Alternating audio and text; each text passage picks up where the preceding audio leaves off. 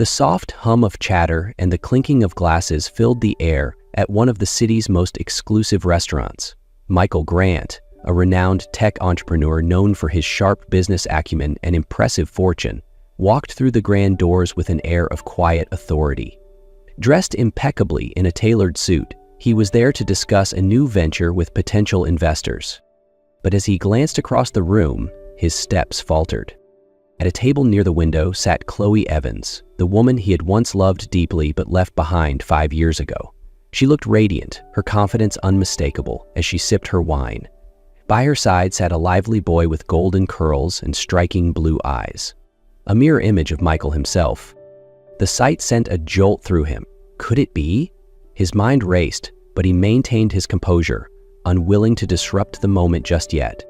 5 years ago, Michael Grant stood in the living room of Chloe Evans' modest apartment, his posture stiff, his gaze averted. Chloe, a dedicated preschool teacher, had just finished preparing dinner, her apron still tied around her waist, when Michael's cold voice cut through the warm, homely air. "This isn't working, Chloe," he said, his tone firm but lacking conviction. Chloe froze, disbelief etched across her face. "What are you saying, Michael?" she asked, her voice trembling. "After everything we've been through?" Michael clenched his fists, forcing himself to look away from her tear-grilled eyes. Deep down, he knew the decision wasn't truly his. It was his family's. They had pressured him relentlessly, deeming Chloe unworthy of their status. A preschool teacher from a small town didn't fit into their vision of a legacy. "My family is right," he muttered, the words tasting bitter on his tongue. "We're from different worlds. This would never work." Chloe's heart shattered. "You're letting them decide your life," she said, stepping closer. Her voice was low but filled with indignation. "I thought you were stronger than this, Michael." He didn't respond. The silence that followed was deafening, punctuated only by the faint sound of a clock ticking on the wall. Taking a shaky breath, Chloe wiped her tears and straightened her shoulders. "If you think this is what's best, then go," she said, her voice barely above a whisper. Michael hesitated for a moment before walking out the door. Each step felt heavier than the last, and when it closed behind him, Chloe collapsed onto the sofa, her world crumbling around her. In the weeks following Michael's departure, Chloe Evans struggled to find her footing. Her once cozy apartment now felt cold and empty, the shadows of memories haunting every corner. The engagement ring she had once worn with pride now sat in a drawer, hidden but not forgotten. One late evening, her phone buzzed with an unexpected call. The name on the screen made her hesitate. Thomas Evans, her father. Chloe hadn't spoken to him or her mother in years, not since she'd left their sprawling estate in search of a life that was truly hers. "Chloe?" Her father's voice was firm, yet there was an edge of urgency. "Come home. We need to talk." Reluctantly, Chloe agreed. A part of her wanted to resist, but another part knew she couldn't avoid her past forever. When she arrived at the Evans mansion, the grandeur of her childhood home overwhelmed her. The towering columns, the marble floors, the butler who greeted her at the door. It all felt foreign, like stepping into a life that no longer belonged to her. In the grand hall, her parents awaited her. Thomas, ever the authoritative patriarch, sat in his leather armchair, his expression serious. Beside him stood her mother, Margaret, elegant and poised as always. "I didn't think I'd ever come back here," Chloe said, crossing her arms. Thomas didn't mince words. "We've made mistakes, Chloe, but we need you now. The family business is at a crossroads, and I want you to take over." Chloe's eyes widened. "Me? You always said I wasn't fit for the business." Her father sighed, a rare admission of vulnerability. "We were wrong. You're the only one we can trust with this. I'm not getting any younger, and this company needs strong leadership." Though conflicted, Chloe couldn't ignore the gravity of his words. She had spent her life running from the expectations tied to the Evans name, but now, with her heart still raw from Michael's betrayal, a new determination began to take root. "Fine," she said, her voice steady. "But if I do this, I do it my way."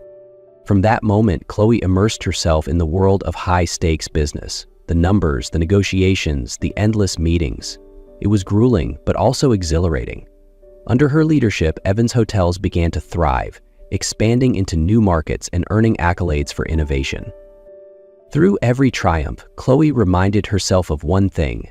She was no longer the woman Michael Grant had left behind. She was stronger now, independent, resilient. It had been nearly 5 years since Chloe Evans had walked away from the shattered pieces of her life, but the memory of that day still lingered. She had spent countless nights wondering how things could have been different, but the moment she discovered she was pregnant changed everything.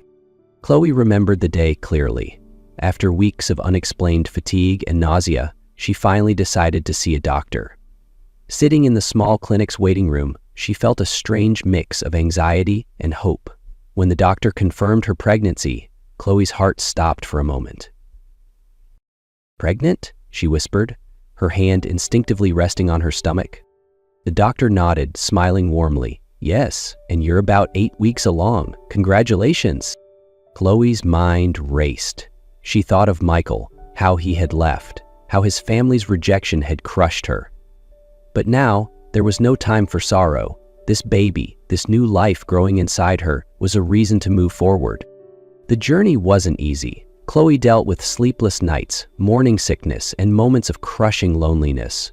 There were times she questioned if she could do it, but every kick she felt reminded her of her strength. When Leo was born, Chloe looked into his bright blue eyes for the first time and knew she had made the right choice. He was perfect, and in that moment she vowed to give him everything: love, security, and a future free from the shadows of her past. It was a crisp autumn evening when Chloe Evans walked into La Belle Étoile, the city's most exclusive restaurant, hand in hand with Leo, now a lively 5-year-old. Dressed in a sleek black dress, Chloe exuded confidence, her transformation over the years evident in every step. Leo, with his golden curls and infectious energy, chattered excitedly about the piano in the corner of the room. "Mommy, do you think they'll let me play?" Leo asked, his bright blue eyes sparkling with curiosity. "Maybe after dinner," Chloe replied with a warm smile, guiding him to their table by the window. As they settled in, Chloe couldn't help but feel a sense of peace. The years had been challenging, but moments like this with Leo reminded her of what truly mattered. She picked up her glass of wine and took a sip, her mind wandering to the future she was building for them both. But then, the restaurant door swung open and her serenity shattered. Michael Grant entered, accompanied by 2 sharply dressed investors. His tailored suit and commanding presence turned heads as he made his way to a nearby table. Chloe froze for a moment, her heart skipping a beat. It had been 5 years since she'd last seen him, but the memories flooded back as if it were yesterday.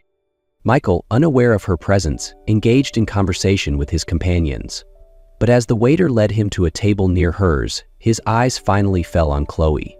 The glass in his hand nearly slipped. His hand suddenly slipped, his glass slipped. Chloe met his gaze with calm composure, refusing to let him see the unease bubbling beneath her surface. She took another sip of wine, as if his presence didn't affect her at all. Michael's eyes shifted from Chloe to the boy sitting beside her. Leo, now busy nibbling on a piece of bread, looked up briefly and smiled at the stranger. Michael's chest tightened. The boy's features, his blue eyes, the curve of his jaw, were unmistakable. Gathering his courage, Michael excused himself from the investors and approached Chloe's table. His voice, usually steady and authoritative, wavered slightly. "Chloe," he began. Feigning surprise, Chloe looked up. "Michael, what a coincidence." Michael glanced at Leo, then back at Chloe. "Are you, well?" "Very well, thank you," she replied curtly. Her tone was polite, but her guarded expression spoke volumes.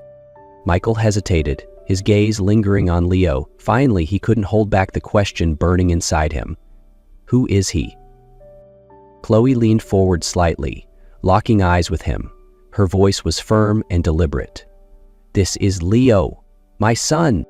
The words hit Michael like a thunderclap. His mind raced as he looked at the boy again, the resemblance undeniable. "Your son?"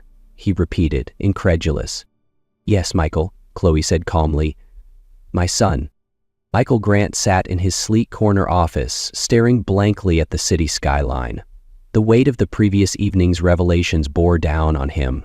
"Leo is my son," he thought, the words echoing in his mind. The realization filled him with both wonder and guilt. How could Chloe have carried this burden alone? Why hadn't she reached out? Or perhaps, why hadn't he fought harder to stay in her life? The questions gnawed at him, but another thought surfaced. Why didn't I fight harder for her back then? Determined to uncover the truth, Michael called his most trusted private investigator, Daniel Hayes. "Daniel," Michael said, his voice firm but laced with urgency, "I need everything you can find on Chloe Evans from the past 5 years, where she's been, what she's been through. I need answers, and quickly." Within 48 hours, Daniel returned with a thick dossier, his expression unusually serious. "You'll want to read this carefully," Daniel said, sliding the file across Michael's desk. "There's more to Chloe's story than you might expect." Michael hesitated for a moment, then opened the file. As he flipped through the pages, his stomach churned. The first section detailed Chloe's return to her family estate shortly after their breakup. Michael had known Chloe came from a well-off family, but the report revealed something he hadn't grasped fully before. Her parents, Thomas and Margaret Evans, were not just wealthy, they were one of the most powerful families in the hospitality industry. The next section outlined Chloe's unexpected rise to power. After returning home, she had been pressured into taking over the Evans family's struggling hotel chain. Despite having no prior business experience, Chloe had transformed it into a thriving empire. Headlines about her innovative leadership splashed across the pages of the dossier, but it was the attached photos that struck Michael the most. There she was, standing confidently at the helm of board meetings, addressing international press conferences, and even receiving awards for her work. The same woman his family had dismissed as unworthy had become a titan in her own right. Michael's grip on the papers tightened. His heart ached with a mixture of regret and shame. How had he ever let his family convince him she wasn't good enough? Then came the medical records. Michael's breath caught as he read through the details of Chloe's pregnancy, complications in the early months, visits to a private clinic, stress-induced episodes that had put both Chloe and the baby at risk. The final blow came with Leo's early years. The boy had suffered respiratory complications as a newborn, requiring frequent hospital visits and constant care. Chloe had endured it all alone. While Michael had been expanding his tech empire, hosting lavish events and gracing the covers of business magazines, Chloe had been fighting battles he couldn't even begin to imagine. Michael closed the file and leaned back in his chair, his hands trembling slightly. The weight of his choices pressed down on him. He thought of the day he walked out of Chloe's apartment, the coldness in his voice as he repeated his family's judgment. "We're from different worlds." How blind he had been. A surge of guilt washed over him, deeper than he had ever felt before. It wasn't just regret, it was a profound sense of failure. Not only had he abandoned the woman he loved, but he had also missed the first 5 years of his son's life.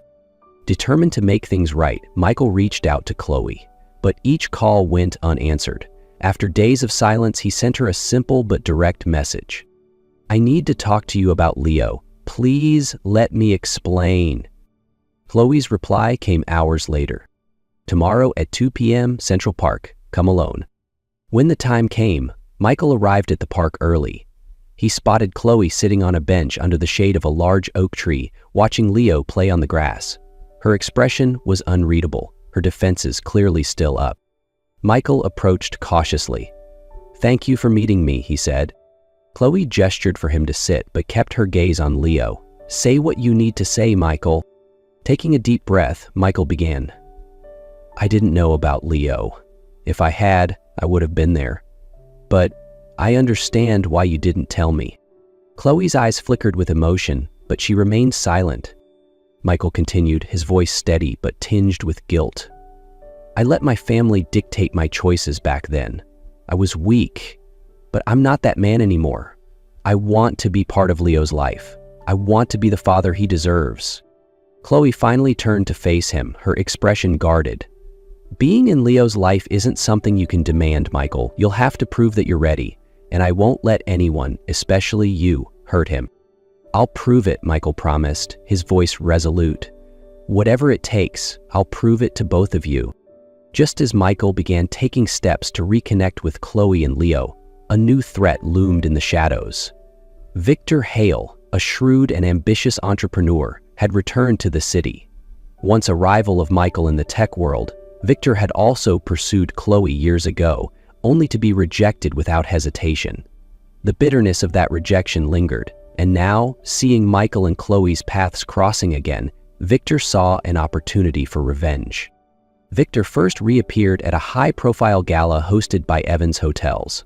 Chloe, as the company's president, was the centerpiece of the event, mingling with investors and delivering a powerful speech about the company's future. As she moved through the crowd with grace and authority, Victor approached her, his signature smirk in place. "Chloe," he greeted, his tone dripping with false charm. "You're as stunning as ever. It's no wonder the whole city is talking about you."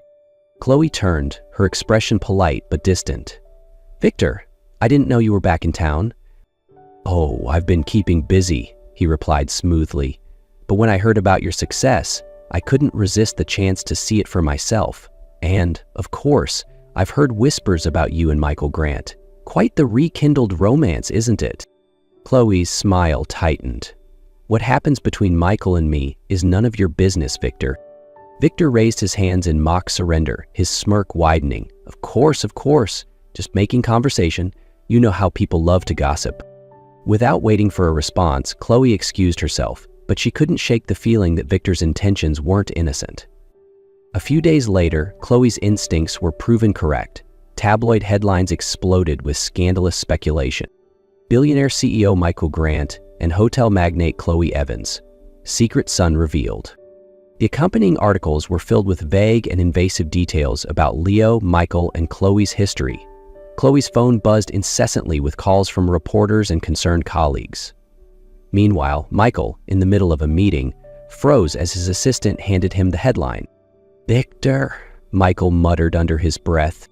He immediately called Chloe, who answered with a tense voice. "Michael, I'm handling it," she said before he could speak. "I know Victor's behind this," Michael said. "We can't let him drag Leo into this mess." Chloe's voice was calm but firm. "I won't let anyone use Leo as a pawn. My lawyers are already drafting a statement. But Victor wants attention, Michael. Confronting him will only give him more power." Michael's jaw tightened. "I don't care about his power plays." He crossed a line. While Chloe worked with her legal team to contain the media frenzy, Michael decided to confront Victor directly. He found him at an exclusive business club, lounging with a glass of wine. "Michael," Victor exclaimed as if greeting an old friend, "to what do I owe the pleasure?" Michael didn't waste time on pleasantries. "You're behind that tabloid story," he said, his voice low but menacing. Victor chuckled, swirling his wine. Now, accusations like that could damage my reputation." Michael stepped closer, his tone icy. "Listen carefully. You don't touch Chloe or Leo again. If you do, I'll make sure you regret it." Victor's smile faltered for a split second before returning. "Such passion, Michael. But let's not forget, you abandoned her once. Maybe I'm just showing her what she should have had all along." Michael's fists clenched, but he refused to take the bait. "The difference between us, Victor, is that I'm trying to fix my mistakes. You're just trying to destroy what you can't have." With that, Michael turned and walked away, leaving Victor with a simmering glare. Chloe, meanwhile, had her own plan to protect Leo. Rather than hiding, she chose to confront the story head-on. She arranged for an exclusive interview with a respected journalist, presenting her story on her own terms. "Leo is my greatest joy," she said during the interview, her voice steady and filled with pride. "The public may speculate, but my son's life is not a scandal. It's a testament to love and resilience."